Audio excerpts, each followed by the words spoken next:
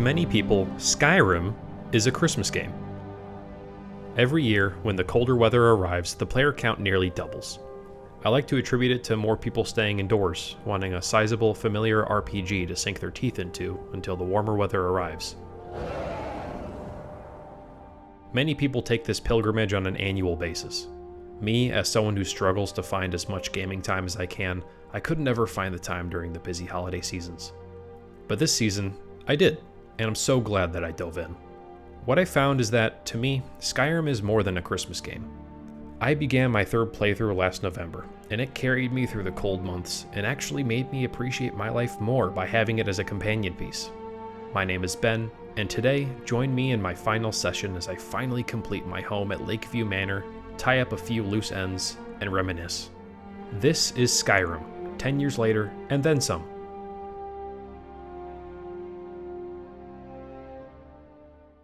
Okay, what do we need?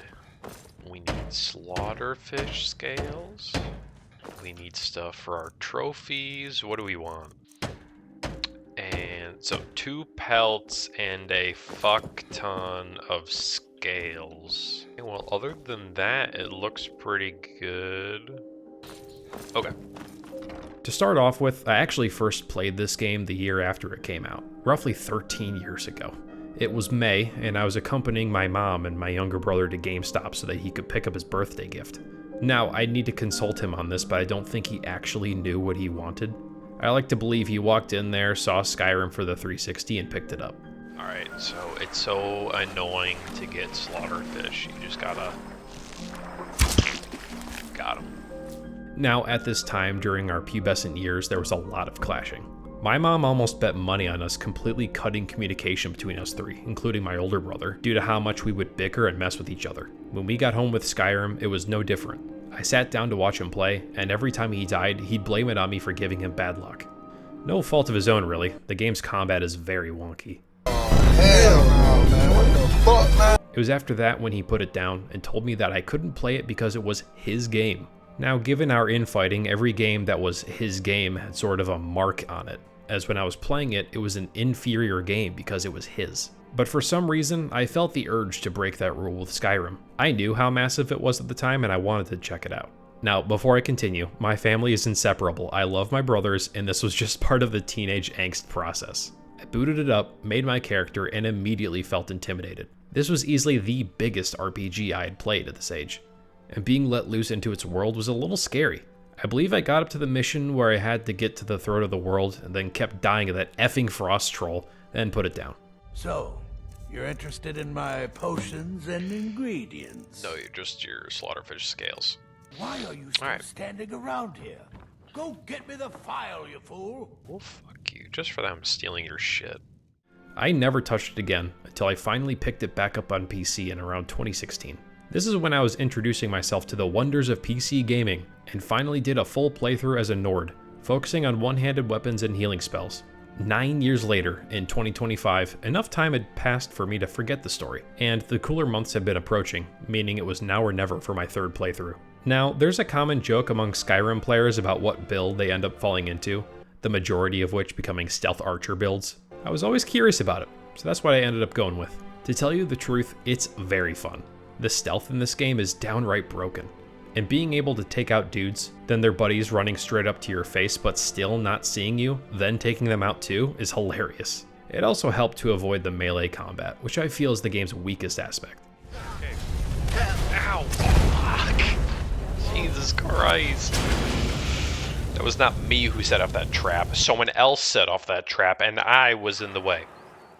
I didn't run with a ton of mods this time. I didn't do any shaders, no graphics enhancements, no new weapons or quests, mainly UI improvements and quality of life stuff. I wanted to experience Skyrim again at its level, and I didn't want any rose-tinted glasses. And I have to say, this game still visually holds up. You could go up to something and see the flaws in their textures, but at a distance, things still look great. Now, it's time to talk about the game's vibes. When you're in the first parts of your run, before you discover fast travel locations, and you're hoofing it on foot from one part of the map to another, you truly get to experience the world at its most intimate. From Riverwood to Whiterun, the natural landscape slowly morphing from the snug riverbed pathway flanked by evergreen foliage, snow-peaked mountains towering above, into the wide open plains surrounding the central city. Then traveling east towards Riften, with the plains slowly transforming into a forest of lofty pines, with the color suddenly skewing into a beautiful orange as you enter the vast forest of aspens. Later on, traveling north as the game's winter aesthetic coming in at full force, scaling snow-covered hills, eventually hitting the continent's edge with the seemingly infinite count of icebergs. And hopefully, while you're here, an amazing view of the game's skybox. I do love how this game covers so many seasons. Riften in a constant state of autumn, Winterhold in a constant state of, well, winter, and Falkreath, in my opinion, giving strong spring vibes. All the while, the game's amazing score matching every environment.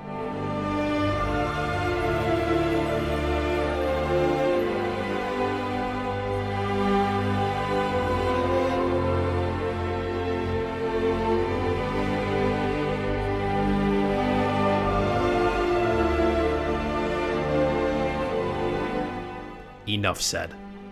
Jeremy Soule cooked on this one. While the combat music and the main theme are great, I especially love the environmental music. It truly makes you feel isolated, but in a calming way.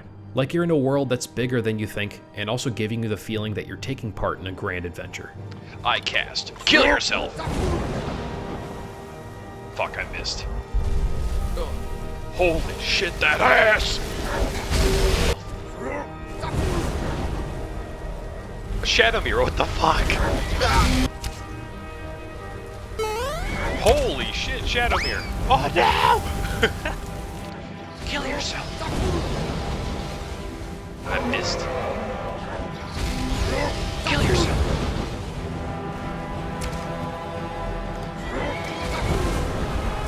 Get him! Get him! Get him!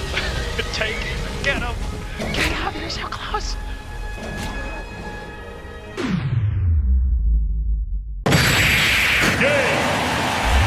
Shadowmere, let's freaking go! Alright.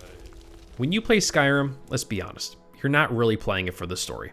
And while there is one, it's not the best one in the world.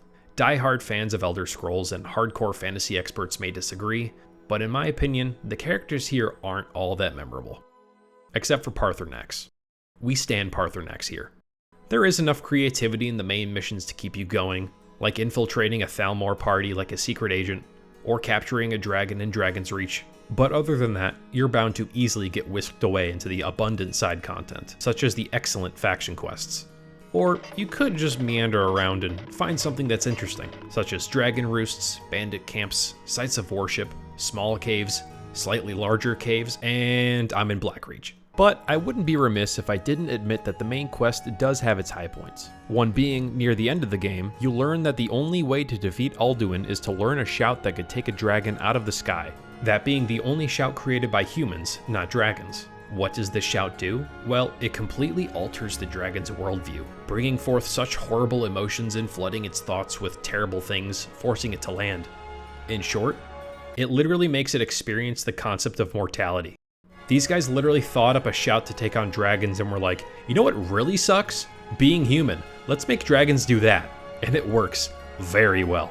What's even crazier is that in order to learn this shout, your character has to travel back in time to overhear it being used. All in all, the story as a whole is okay, but these kinds of worlds allow for brief moments of fantastical insanity like these to shine through.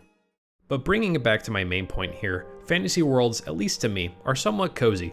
Throw in a cold environment, great music, and a wonderful atmosphere, and Skyrim is the perfect winter game.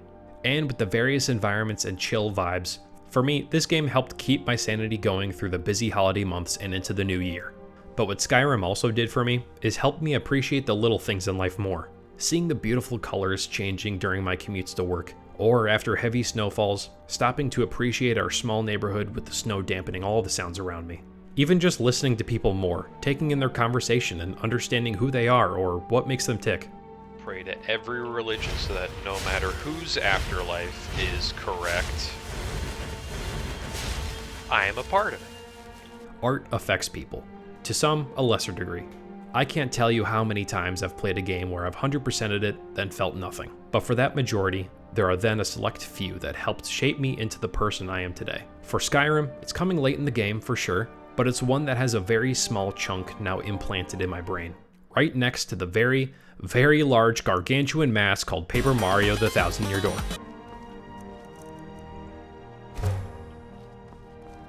Boom. Alright, trophy room is done. Say goodbye to my wife. Could you take a look in the big? It has. Here, this is your half-life. Thank you. My third go at Skyrim is now complete, and honestly, it's a little sad to say goodbye. I really wish I could stay in this world for much longer, but we've got a busy year ahead of us, and unfortunately, I have to move on. So thank you, Skyrim, for keeping me company during these cold months, and also giving me a few life pointers along the way.